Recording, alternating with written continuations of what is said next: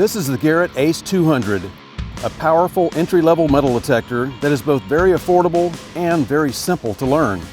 The ACE 200 includes digital target ID with a large 0 to 99 scale for more target information, 3 preset search modes, a coin depth indicator, a 6.5 by 9 inch Proformant search coil that can be fully submerged while searching, cam locks for increased stem stability, and sharp, responsive pulse width modulation audio.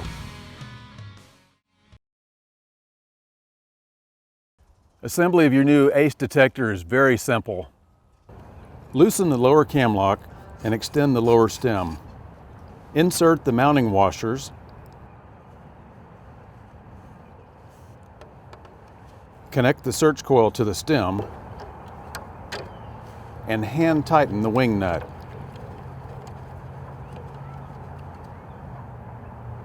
Loosen the upper cam lock. Insert the S stem with the control housing.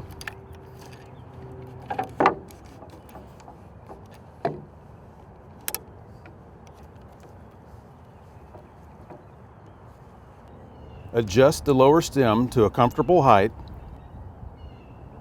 and hand tighten the cam locks. Wrap the coil cable snugly around the stem with the first turn over the stem. Insert the coil connector into the control housing connector and hand tighten. The arm cuff can be adjusted by removing the screw on the bottom and mounting the two-piece cuff to the other hole.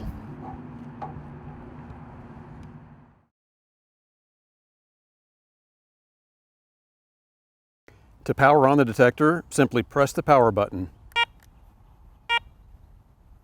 To power off, press the power button again. To restore your detector to factory settings, simply press and hold the power button for about 5 seconds until you hear that double beep, and you'll notice that it is switched back into coins mode, which is your factory default setting. When your ACE 200's batteries become weak, this low battery indicator will switch on. You'll still maintain full performance, but this symbol means that it's time to replace your batteries soon.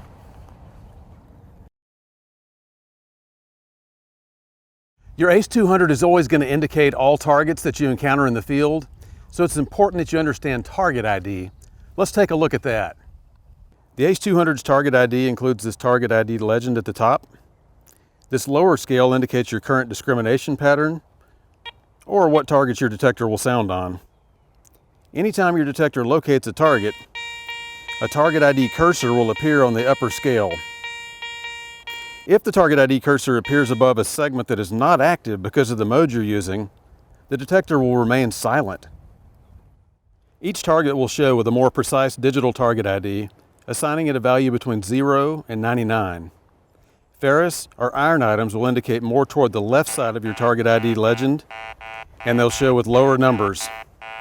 Non-ferrous items or targets with higher conductivity will display more toward the right with higher target ID numbers.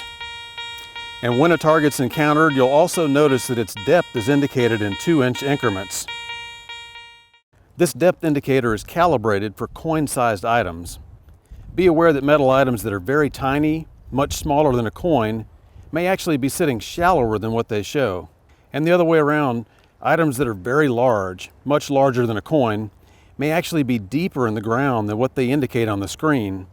So keep in mind that the depth indicator is based on coin-sized objects. Also, for your digital target ID, it's important to take note that you want to get your target centered, get it pinpointed as best you can.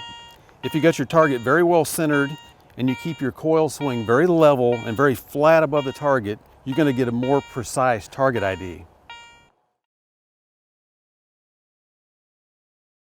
The ACE 200 makes 3 distinctive tones based on a metal's conductivity.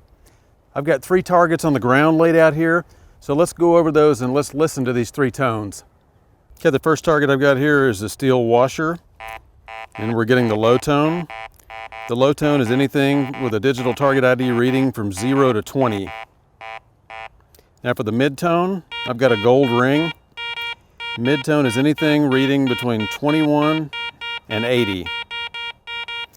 The high tone is for any targets that are 81 and higher. So there's your high tone or your bell tone. Again, high tone, mid-tone, and low tone.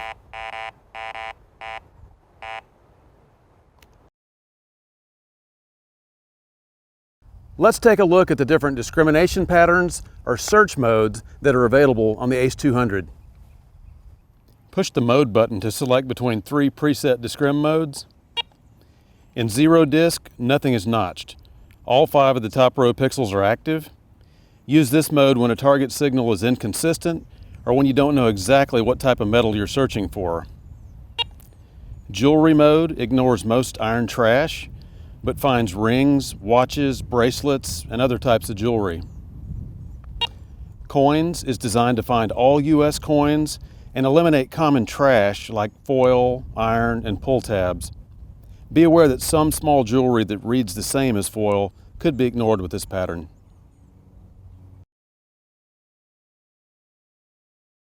There are 4 levels of sensitivity. Increase your sensitivity when you're searching for a very small item or a very deep item. Decrease your sensitivity level when the detector is behaving erratically due to excessive metallic trash or highly mineralized grounds. It's time to begin searching with your ACE detector. If you're new to metal detecting, try hunting in areas with sandy and loose soil, or maybe even a playground lot, to make it easier to learn how to use your detector to pinpoint and dig targets. Keep the coil close to the soil at all times and swing it very level for the best results. Walk slowly in a straight line, swinging the search coil side to side at a rate of about 2 to 5 feet per second. Overlap the coil by half its length over each search area. When you find a target, it's very important to pinpoint as best you can. This will help you recover your target faster and to dig a smaller hole. Draw an imaginary X on the ground with the search coil at the place where the maximum sound occurs. Many veteran treasure hunters will scan back and forth over the suspected target area and then move to the side in order to scan again in a perpendicular fashion over the same area. Dig your recovery hole at the cross point of your imaginary X. Always make as small a hole as possible and always fill in your dig area completely. To better understand your ACE 200, it's recommended that you do some bench testing. I have a variety of targets here, so we should be able to hear the low tone, the mid tone, and the high tone or bell tone. And you'll also see the digital target ID numbers on here. Keep in mind with this detector, with the ACE 200, you should not expect all targets to read exactly the same as they do on other detectors with their digital target ID or their VDI. This would include even the ACE 300 and 400. You will see some different numbers on the 200. So the important thing of bench testing is learn the machine you're going to use, learn the sounds, and learn the digital ID numbers that you're going to see. So I've got first a bottle cap, low tone, low numbers. Also got an iron nail. And if you notice, as I change the orientation of this iron, it can change the numbers and the reading on that. So learn as you scan things during your bench testing.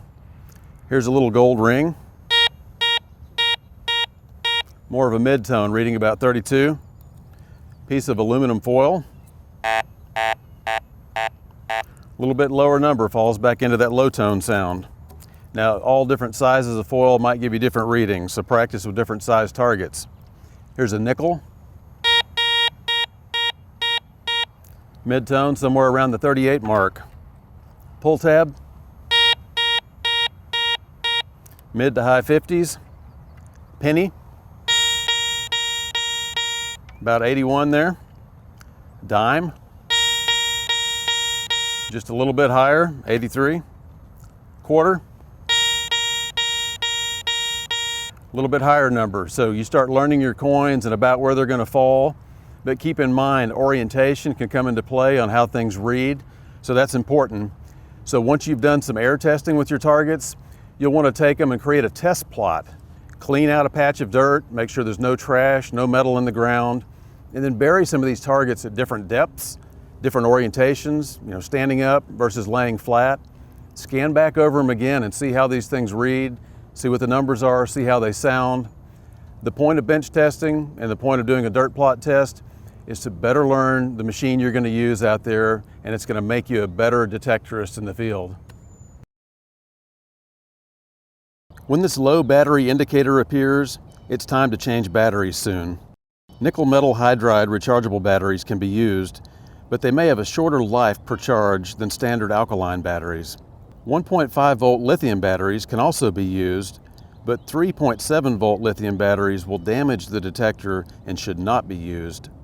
Access the batteries by sliding the cover off the control housing. Remove the batteries when the detector will be stored more than 30 days. Avoid extreme temperatures, such as storing detectors in a car trunk during the summer or in sub-freezing weather. Periodically disassemble your detector and clean the stems, control housing, and search coil with a damp cloth. Protect your search coil from scratches and chips by installing a Garrett coil cover.